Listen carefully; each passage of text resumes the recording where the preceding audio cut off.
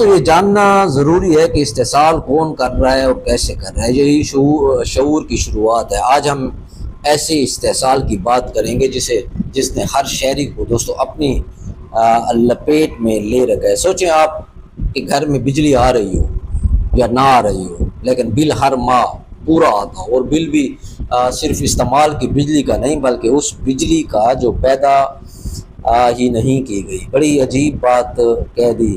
जी हाँ, मैं दोस्तों ये मजाक नहीं कर रहा, ये वो सच है जो हर पाकिस्तानी सारे बरसों से भुगत रहा है, और इस सच का नाम है IPPs यानी इंडिपेंडेंट पावर प्रोड्यूसर्स।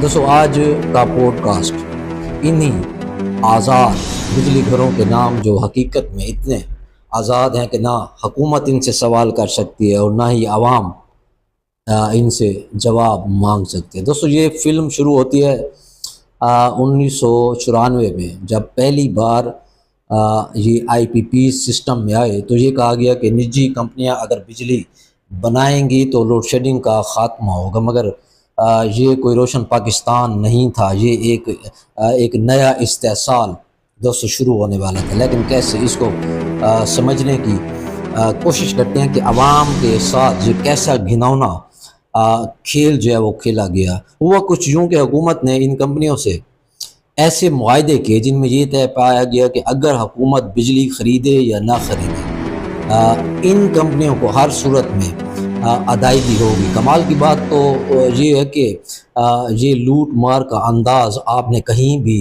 नहीं सुना होगा, यानी टेक इट एंड पे फॉर इट, यानी ले लो या पैसे दे दो। अब ज़रा सोचिए, अगर आप किसी दुकान से चीज़ ना भी लें तब भी दुकानदार को हर माह हज़ारों रुपए दें तो कैसा लगेगा।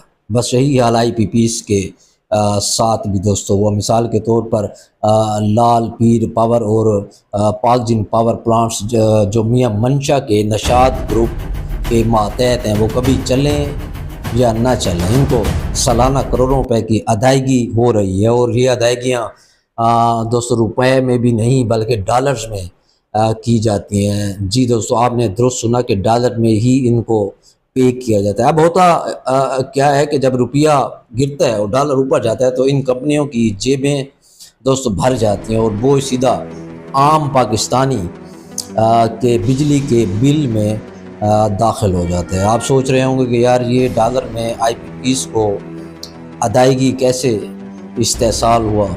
मैं आपको समझाने की दोस्तों कोशिश करता हूँ। बात 1994 के बाद जब पाकिस्तान ने IPPs के साथ मुआहदे किए तो इन कंपनियों को एक गैर मामूली सहूलत दी गई। ये सहूलत थी, हम आपको आपकी लागत, मुनाफे और किस्तें डॉलर में अदा करेंगे, चाहे हमारे पास डॉलर हो या हमारे पास डॉलर ना हो। अब यहाँ एक मिसाल से इसको समझें कि किसी दुकान से कोई चीज़ ख़रीदी और तय ये हुआ कि आप इसे डॉलर में अदायगी करेंगे, लेकिन आपकी तनख्वाह तो रुपए में है। तो भाई जब डॉलर की कीमत बढ़ेगी तो आपका कर्ज भी दोस्तों बढ़ेगा। हालांकि चीज़ वही है, मिकदार वही है, मगर कीमत आसमान पर होगी और मज़ीद बढ़ती जाएगी। बस यही जुल्म आवाम के साथ दोस्तों किया जा रहा है। अब जैसे ही रुपए की कीमत कम होती है डॉलर महंगा होता है। हुकूमत को इन IPPs को मज़ीद रुपए अदा करने पड़ते हैं ताकि वो डॉलर्स पूरे कर सके। फ़र्ज़ करें अगर मुआहदे के वक्त डॉलर 60 रुपए का था और आज वो 300 रुपए का है, तो एक ही प्लांट को 5 गुना ज़्यादा रकम सिर्फ इसलिए देनी पड़ रही है कि मुआहदा डॉलर में था।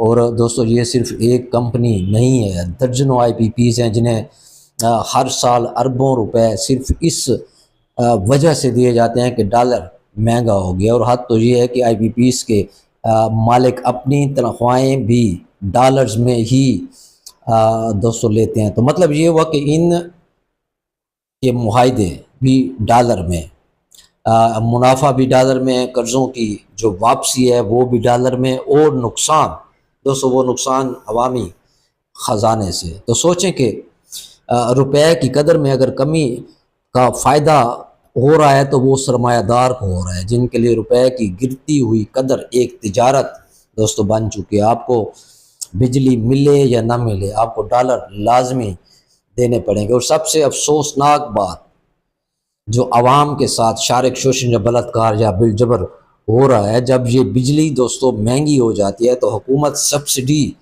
देती है, वो भी दोस्तों कर्ज लेकर। और कर्ज किसने उतारना होता है? जी हाँ, अवाम ने।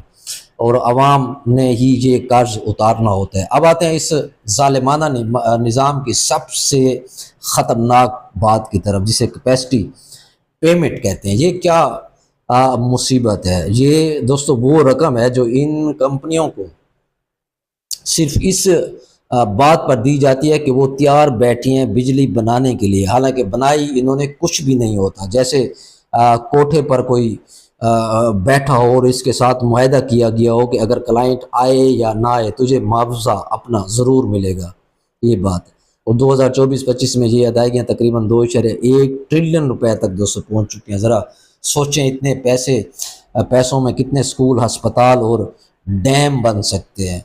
अब आप सोच रहे होंगे कि ये सब कौन कर रहा है, यानी फ़ायदा कौन उठा रहा है? जी हाँ दोस्तों, वही सियासतदान, वही सरमायादार जिनकी कंपनियां हैं या जिनका मफाद इन कंपनियों के साथ जुड़ा हुआ है। कुछ पावर प्लांट्स तो बंद हैं, जैसे कि बाज़ थर्मल प्लांट्स, मगर फिर भी इनको माहाना लाखों डॉलर्स की अदायगी दोस्तों की जा रही है। मिसाल के तौर पर मियाँ मोहम्मद मंशा के निशात ग्रुप के तहत मुतअद्दिद पावर प्लांट्स हैं, जैसे निशात पावर प्लांट्स, लाल पीर पावर प्लांट्स और पाकजिन। ये माहदे हुकूमत को इस बात का पाबंद बनाते हैं कि वो बिजली की पैदावार हो या ना हो, इन कंपनियों को वो अदायगी करेंगे। इस तरह दोस्तों सैफुल्लाह ख़ानदान के सैफ ग्रुप के तहत सैफ पावर प्रोजेक्ट्स, जबकि दाऊद ग्रुप जो एंग्रो एनर्जी लिमिटेड के ज़रिए मुख्तलिफ तवानाई मनसूबों को दोस्तों कंट्रोल करता है, भी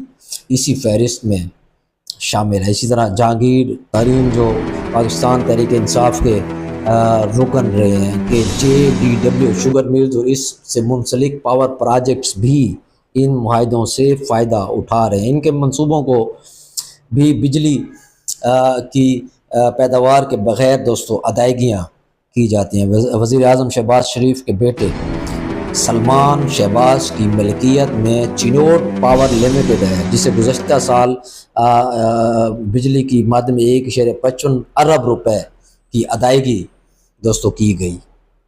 इस तरह फौजी फाउंडेशन और आर्मी वेलफेयर ट्रस्ट भी इसी फहरिस्त में दोस्तों शामिल हैं। दोस्तों ये मुआहदे न सिर्फ अवामी ख़जाने पर बोझ हैं, बल्कि बिजली के निर्खों में भी इजाफे का सबब भी बनते हैं, जिसका खमियाजा आम सारिफीन को भुगतना पड़ता है। ये है दोस्तों वो रोशन पाकिस्तान का नारा जिसने अवाम को तारीकी में फेंक दिया। न सिर्फ तारीकी में फेंक दिया, बल्कि बिजली के भारी भरकम यानी इन IPPs का जनाजा हमारे ही नातवा कंधों पर पड़ा हुआ है।